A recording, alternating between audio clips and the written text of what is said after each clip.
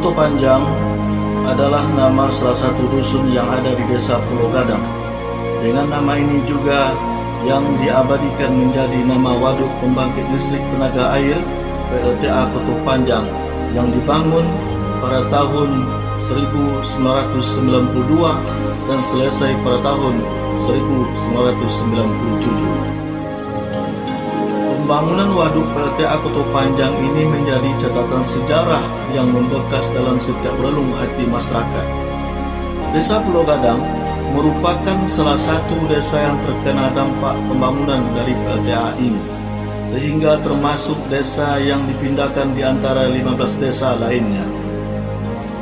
Sejarah pemindahan desa dari dampak pembangunan PLTA Koto Panjang ini menjadi cerita menarik bagi pelaku sejarah yang disampaikan dari generasi ke generasi hingga saat ini. Isu tentang pembangunan waduk PLTA Koto Panjang sudah menjadi buah bibir di tengah masyarakat yang mulai berkembang sejak tahun 1979. Air Sungai Kampar yang menjadi saksi bisu dalam sejarah kehidupan masa lampau masyarakat desa Pulau Gadang. Mereka hidup dengan aktivitas bertani dengan berladang berpindah-pindah yang setiap tahun akan ditentukan oleh pucuk suku atau nenek mama dari setiap suku yang ada di desa Pulau Gadang, seperti suku Domo, suku Pitopang, suku Piliang, dan suku Melayu. Itulah 4 suku yang ada di desa Pulau Gadang.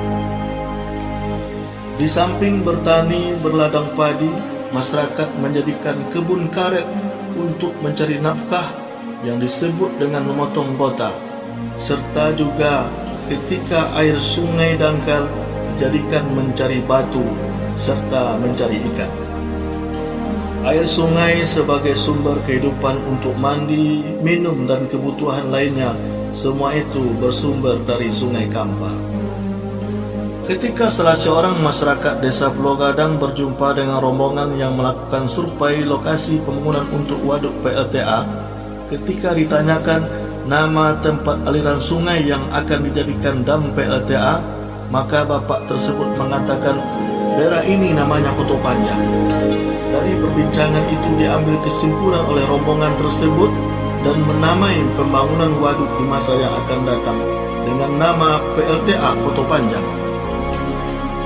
Sejak saat itu PLTA Koto Panjang menjadi isu pembicaraan yang sangat menarik di tengah masyarakat. Bukan hanya bapak-bapak di warung kopi, pemuka masyarakat bila berkumpul di balai desa atau di siang Jumat juga mengambil topik ini. Cerita setelah sholat isya berjamaah yang disampaikan oleh guru mengaji pun juga menceritakan tentang pembangunan PLTA Koto Panjang dan kehidupan masyarakat di masa yang akan datang. Bahkan omongan ibu-ibu yang sedang mandi dan menyuci di Sungai Kampar pun tak terlepas dari isu pembangunan PLTA Koto Panjang. Kegamangan mencari nafkah, pendidikan anak dan masa depan pada umumnya ketika itu dipindahkan ke pemukiman baru. Di tengah rasa gamang dan ketidakpastian dirasakan oleh masyarakat desa Pulau Gadang pada masa itu, dengan diadakan beberapa kali pertemuan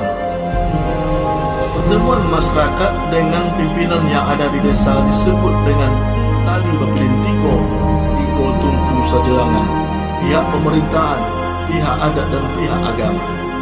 Kesepakatan untuk pindah meninggalkan kampung belum mencapai kesepakatan yang puncaknya pada hari Senin dan Selasa tanggal 8 sampai dengan tanggal 9 Oktober 1990 dengan diselenggarakan musyawarah adat sekecamatan 13 Koto Kampar dalam mensukseskan PLTA Koto Panjang.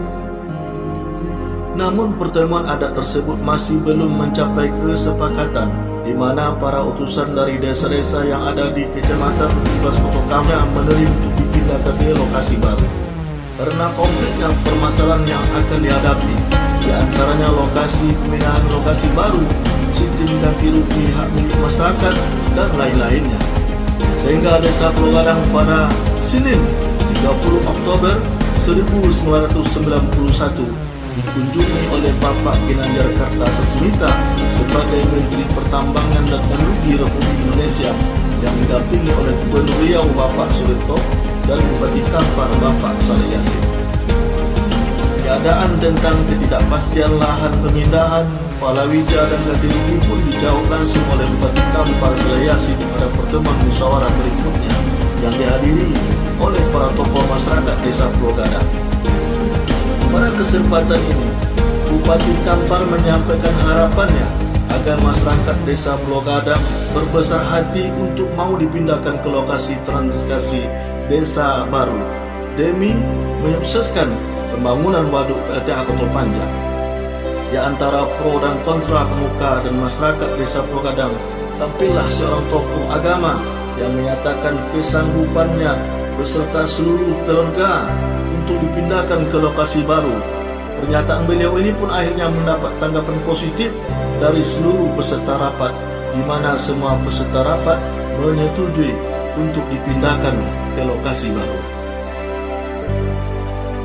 Pada saat studi banding ke Cirata dan Saguling di Jawa Barat, 150 orang pimpinan tokoh masyarakat di Wilayah Kota Kampar yang termasuk juga dari utusan perwakilan Desa Pulau Gadang melihat dampak positif dan perubahan ekonomi juga pendidikan di daerah tersebut yang menumbuhkan sejejak harapan bagi seluruh masyarakat yang terdampak proyek dam PLTA Koto Panjang. Sebelum pemindahan dilakukan, masyarakat diberikan wacana dalam penggunaan dana ganti rugi dan sosialisasi bank untuk penyimpanannya. Sebanyak 592 kepala keluarga yang berada di Desa Pulau Gadang dipindahkan ke lokasi baru dengan 2 tahap pemindahan, yakni pada hari Jumat dan Sabtu, tanggal 28 dan 29 Agustus 1992. Pemindahan ini menggunakan alat transportasi berupa truk serta bus yang dikawal oleh TNI dan Polri. Dalam pengamanan ini dari Batalion 132 Salo Bangkinang. Dalam proses pemindahan ini banyak dari masyarakat yang sedih dan tidak rela meninggalkan kampung halamannya, sehingga banyak menangis meratap dalam keadaan pemindahan barang serta pembongkaran rumah yang akan dipindahkan. Sesampainya di lokasi pemindahan baru, masyarakat Desa Pulau Gadang diberikan jatah makanan yang siap saji yang dikelola oleh UPT yang dibagikan oleh TNI dan Polri. Hal ini dilakukan selama 1 bulan. Kegiatan sangat membantu masyarakat karena kondisi pemukiman belum kondusif.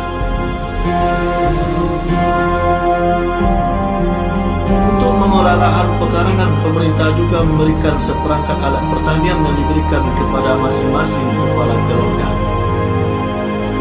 Untuk mencukupi kebutuhan pokok masyarakat yang belum bisa maksimal dalam roda perekonomian, pemerintah juga memberikan jaduk berupa beras, ikan asin, minyak tanah.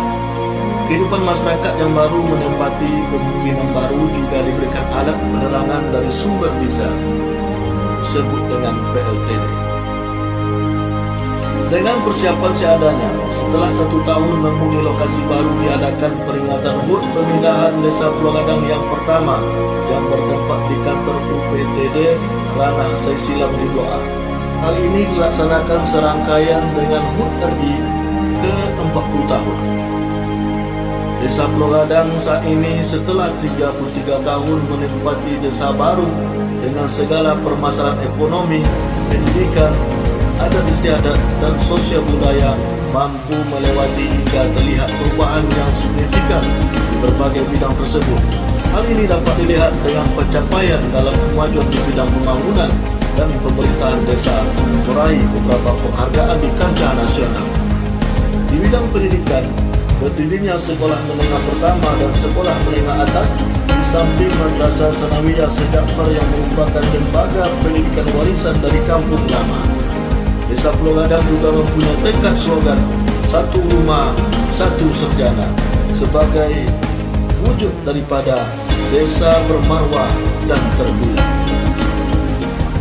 Maka dengan tekad selalu melakukan upaya-upaya untuk kemajuan Desa Pulau Gadang, sampai hari ini telah menjadi pencapaian sangat luar biasa dengan prestasi yang diraih dalam kancah nasional.